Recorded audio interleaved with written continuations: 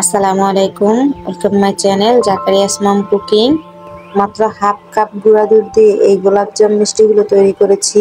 অল্প উপকরণে আর খুব সহজে দেখানোর চেষ্টা করেছি। আশা করছি আপনাদের ভালো লাগবে। আর যারা আমার ভিডিওতে নতুন, প্লিজ আমার চ্যানেলটি সাবস্ক্রাইব করে দিবেন। চলুন তাহলে দেখে নেওয়া যাক কিভাবে মিষ্টিগুলো তৈরি করছি। এজন্য এখানে একটি বল নিয়েছি, দিয়ে দিচ্ছি হাফ কাপ গুঁড়া দুধ, 1/4 কাপ ময়দা, হাফ চামচ বেকিং পাউডার, ভালোভাবে একটু মিশিয়ে নিচ্ছি।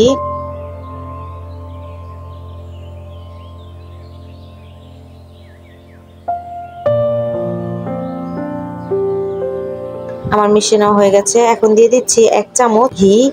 আপনারা চাইলে জায়গায় তেল দিতে পারবেন, কিন্তু ঘিটা দিলে ফ্লেভারটা ভালো আসবে। হাত দিয়ে ভালোভাবে মিশিয়ে নিচ্ছি। মিশিয়ে নেওয়া হয়ে গেছে, একটি সাইডে রেখে দিচ্ছি। আমি এখানে রুম টেম্পারেচারে থাকা একটা ডিম নিয়েছি। ডিমটা একটি কাঁটা চামচের সাহায্যে ফেটিয়ে নিচ্ছি।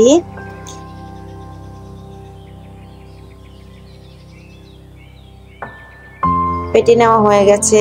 এখন যে গুঁড়ো দুধের মিশ্রণটা তৈরি করে রেখেছিলাম সেটা অল্প অল্প করে দিয়ে একটি ডো তৈরি করে নিচ্ছি। একেবারে দিবেন না, অল্প অল্প করে মিশিয়ে নিতে হবে। আমি অল্প অল্প করে মিশিয়ে নিয়েছি। আর দেখতে পাচ্ছেন আমার ডোটা কতটা স্টিকি হয়েছে।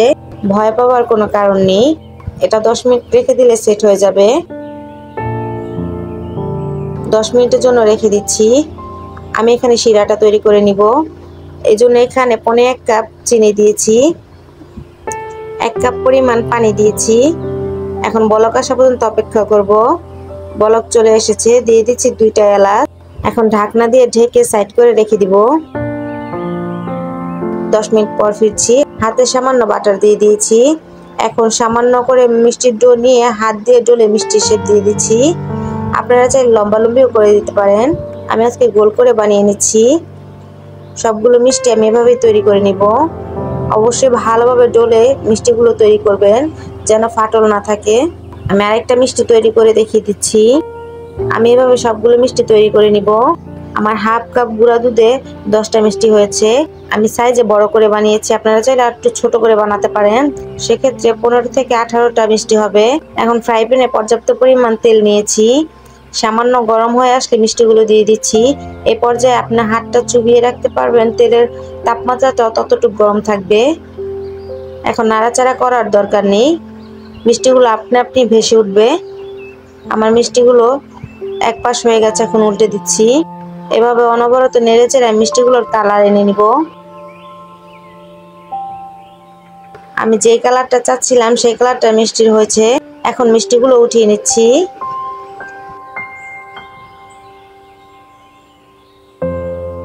সরাসরি শিরায় দিয়ে দিচ্ছি।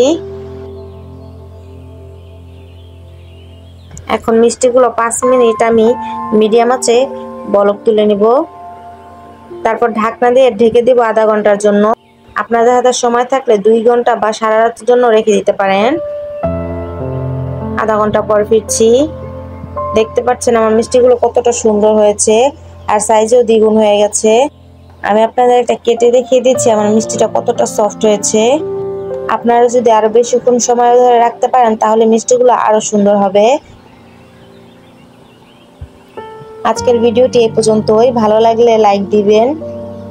আমার ভিডিওটি দেখার জন্য আপনাদের সবাইকে অসংখ্য ধন্যবাদ। সবাই অনেক ভালো থাকবেন, সবাই সবার জন্য দোয়া করবেন। আল্লাহ হাফেজ।